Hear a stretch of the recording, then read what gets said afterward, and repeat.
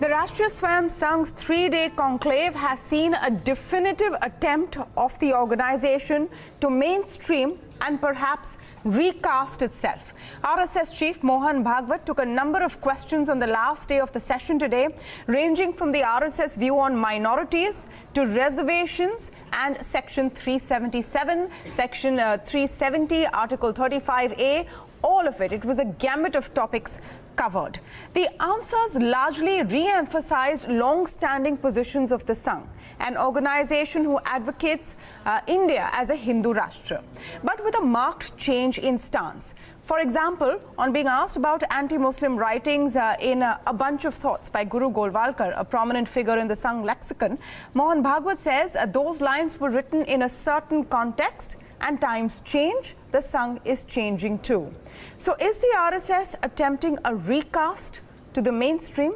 To speak on this, I'm joined now by Ratan Sharda. He's an author and sympathizer of the RSS. Senior journalist Javed Ansari and political commentator Neerja Chowdhury also joins us today. Welcome to all of you and thank you for speaking with us. Ratan Sharda, I'm going to start by asking you, and of course you've written a book recently on the RSS as well. Would you agree with the observation that this is definitely an attempt to, if you don't like the word mainstream, but at least reach out to a wider audience who has not known much about the Sangh, and an attempt to change perceptions? You're right. In a way, you're right, because RSS has been very reticent about reaching out to people in the sense they said their work will speak. This is the philosophy that guided RSS since the birth of RSS. So in that way, it was a very different step to reach out to people with the use of modern media and explain to them what RSS stands for. Because books don't reach all the audience. Now, if such a senior person speaks, it makes a lot of difference. Coming to the change in perception, I have been studying RSS for long. I have done my PhD in RSS. In fact, just a month back, it is about RSS.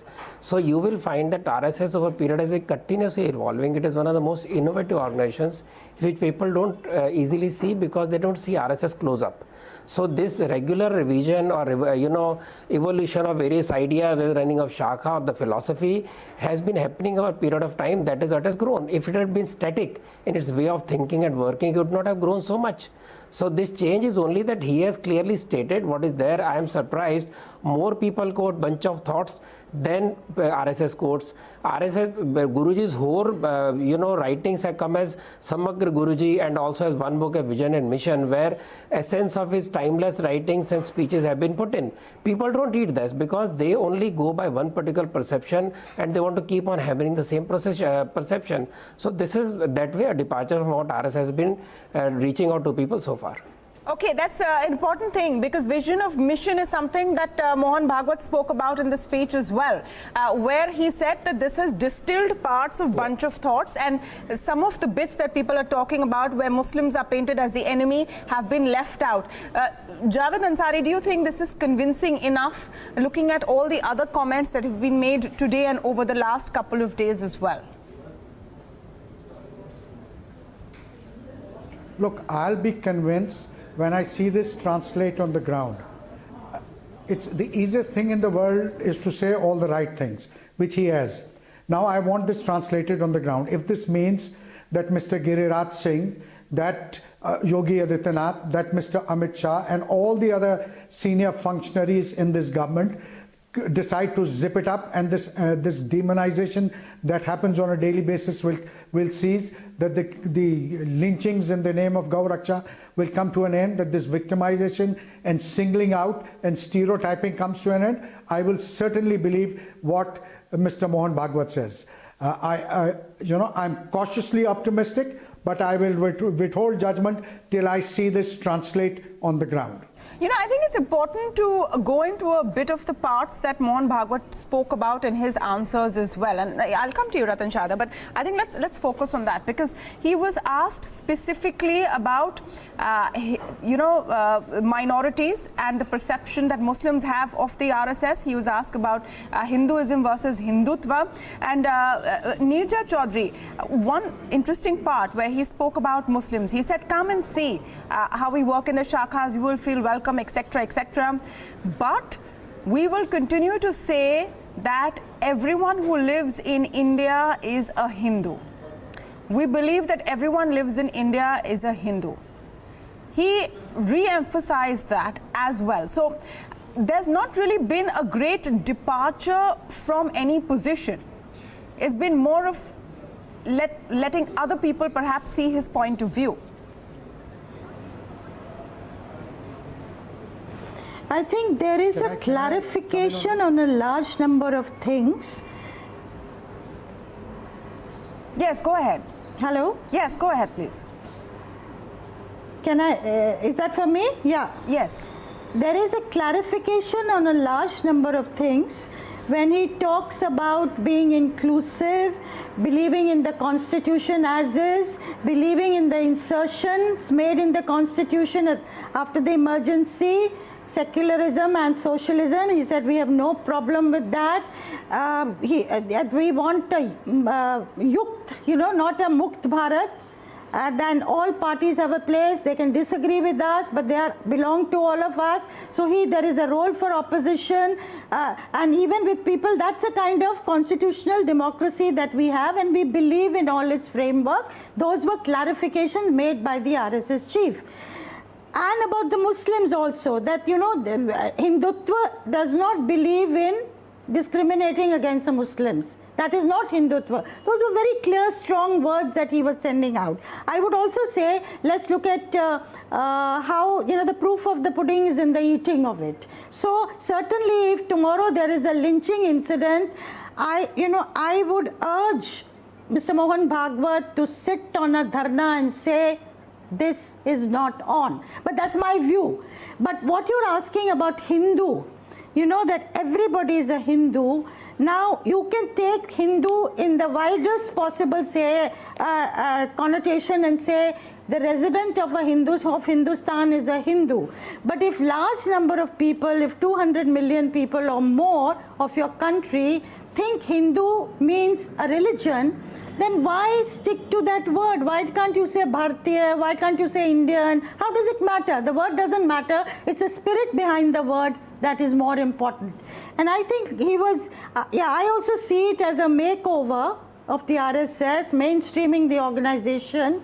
And it's the timing of it which is very interesting to me. Why now? We'll come to that in a bit, and why now is an important question as well, because the big address on Dussehra is supposed to be the annual message. This is coming pretty close to that, and questions were taken from a lot of people who are not part of the RSS. Some journalists also made their way in with some of their questions. Ratan Sharda wanted to come in on an earlier point. Ratan Sharda, I just want to add a couple of things, and Javed Ansari spoke about mob lynching. Mohan Bhagwat answered questions on mob lynching, where he said that anyone who breaks the law, whether it's for a cow or for anything, is wrong, but Gaur Raksha is important. Those who smuggle cows should also be, called out, and not just those involved in mob lynching or, because of cow protection. Do you think that he is trying to stick to the basic appeal that the RSS has within a certain section while reaching out to others as well? See, first of all, I would like Mr. Javed to, stop talking about lynching, because what BJP leaders say. Mohanji clearly said that we do not control BJP. So if BJP ministers speak out of turn, it's the duty of BJP to control them. RSS cannot control BJP members what they say, point one. Point two, he clearly condemned lynching. And he not just first time, he has done it earlier also. But it is not style of RSS to sit on dharna. And he has clearly defined that Gaur Raksha is important because of the economy. He also said it is because of the economy and environmental reasons. Coming to Muslims, walk the talk right from beginning. I'll give you one example. 1971, Guruji said the same thing on Muslims.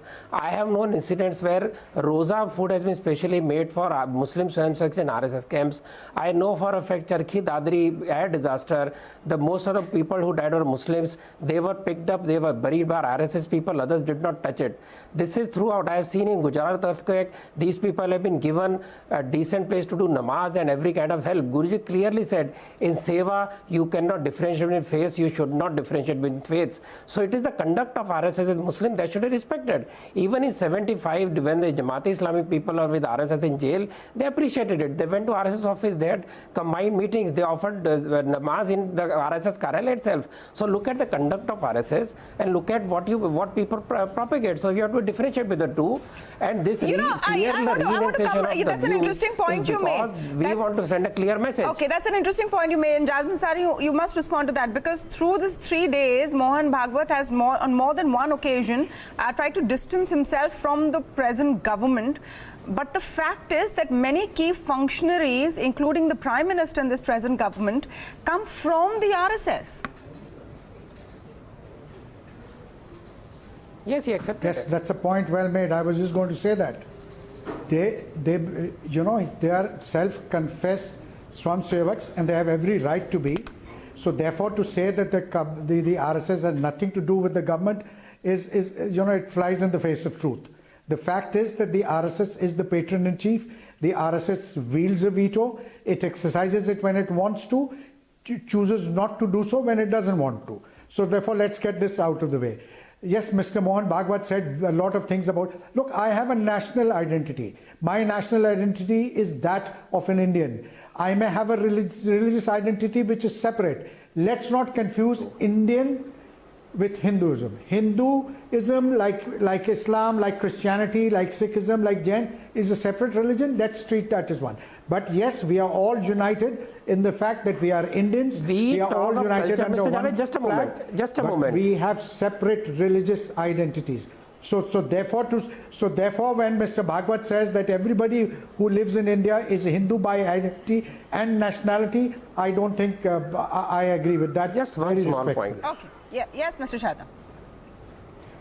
One small point, just one small point. We have been clearly stating time and again that dharma and religion are not same.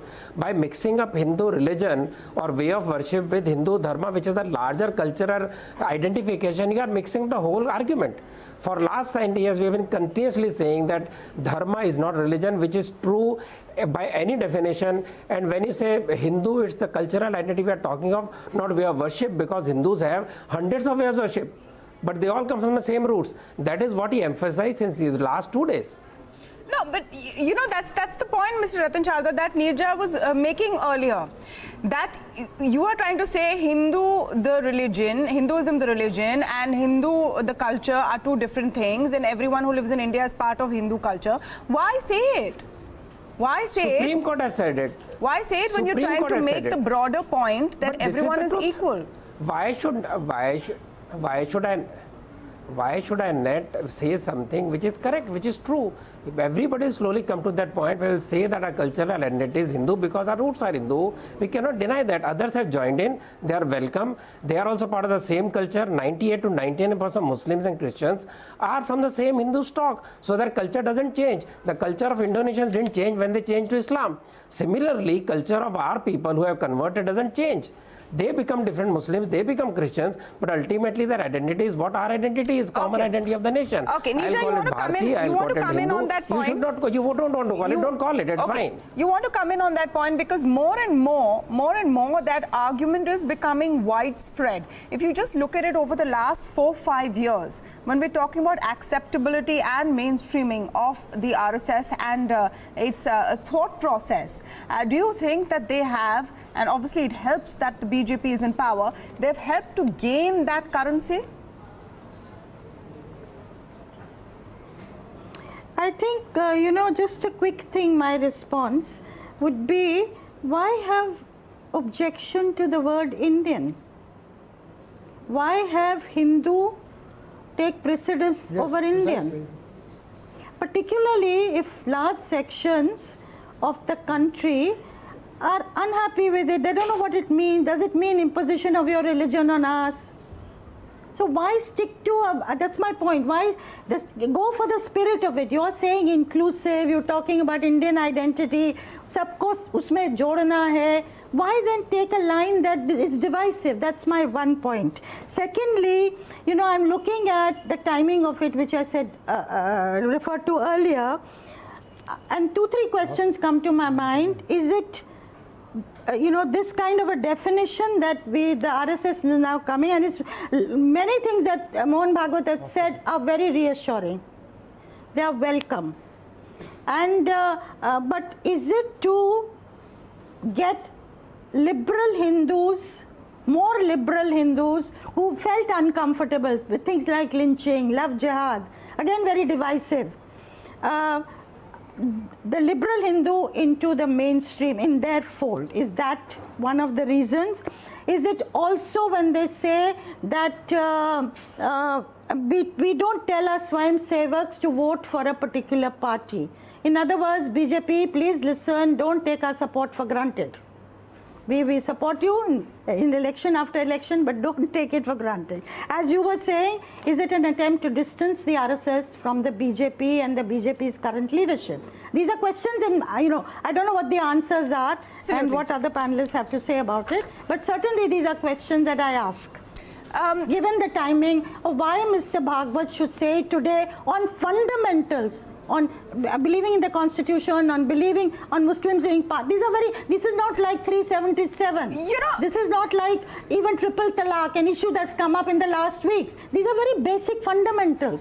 So he's clarifying on those fundamentals at this particular juncture. And I say, what is, you know, as somebody who covers politics, you know, what is the politics behind it? Is there a politics behind it? No, absolutely. What also struck me is the range of topics and questions that Mohan Bhagwat covered today. And Ratan Sharda, you should come in on this, because he said some things which, you know, may have a bit of controversy around it a little later. But he was pretty clear that he wanted to talk about everything. When he was asked about the caste system in the Hindu religion, for example, he talked about the Sangh not seeing anyone's caste. But he also said that if you have quotas, then you perpetuate the caste system. You should, you know, bring in people who are not like you, and that is what will remove the caste system. Now, he's wading into a little bit of dangerous waters there. Though, of course, he spoke about reservation, saying that we are for constitutional reservation. Do you think that the timing is also key? Because he's answering more questions than any leading politician has in the recent past on a range of issues. We haven't heard that from top BJP leaders either. See, the whole idea of this conclave was to respond to every question that has come, that has been thrown at RSS for many years. RSS has been resident in the publicity, that is in its genes right from 1925. And it has been, it just releases what it does for the people now. Earlier, that was also not done. In fact, Guruji refused to release a book on the work done by Swayam Sevak during partition.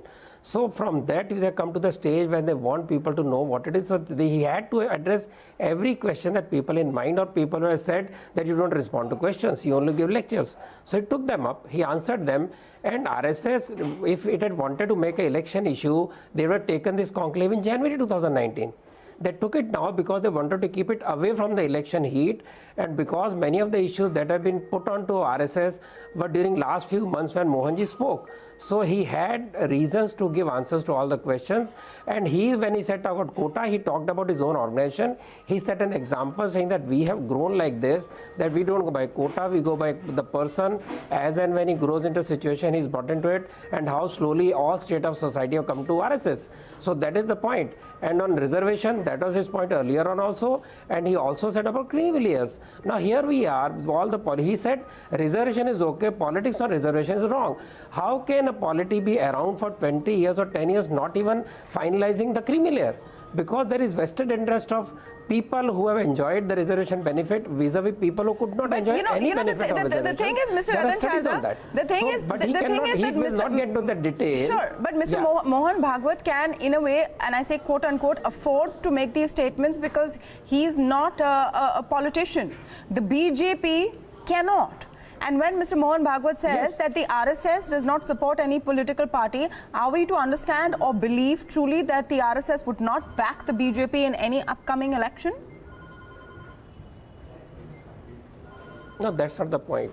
What he meant was any Swayamsevak can join any party. You will see RSS people in Congress, you will see RSS people in Gujarat, in Goa, who are in Congress, so nobody stopped them. Point is that it doesn't control. Now, if a person feels comfortable in BJP, he will go to BJP. Or if somebody feels comfortable somewhere else, he will go there. So that is the way he has put it. He is not distancing himself from anything. He is just saying we are objective, we are friends with everybody, we are nobody's enemy. That is the stand of RSS since old Guruji's times and Dr. Ji's time. Dr. Ji supported Congress during the independence struggle, and he did not oppose anybody when he stood up with he founded RSS. So that's the way RSS works. He just cleared those ideas in the people's minds. Yeah, and let me come to Neerja on that, because she raised that question as well. Neerja, can we actually see a situation where the RSS does not support the BJP on the ground? I think there have been situations, if you remember early 80s, elections in Delhi, Jammu and Kashmir, 1984 elections after Indira Gandhi's assassination, the RSS people say played a very big role, and even Congress politicians who negotiated at that time.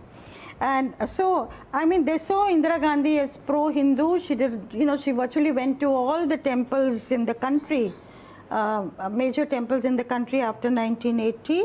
So they saw her as pro-Hindu. They supported her for a while in certain elections. Now, there are people in the RSS who are happy with Rahul Gandhi going to Kailash Mansarovar. So there have been, and there have been elections where the RSS has been quiet, and there have been elections where the RSS has put its complete weight behind the BJP. Many elections. So most elections, I would say, have been like that.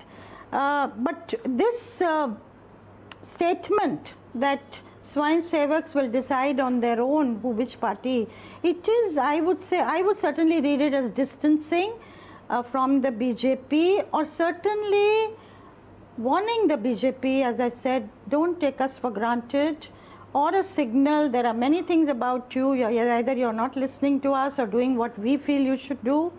To the leadership, is this a kind of a signal to the leadership of the BJP? I don't know, but that's the way one is reading it. Okay, that's really interesting. Thank you all for joining us today. Political watchers love to talk about timing, and definitely two interesting factors and makeovers, we would say, happening around the same time. One is Rahul Gandhi discovering his Hindu roots and temple hopping, the RSS reaching out to other communities and mainstreaming itself.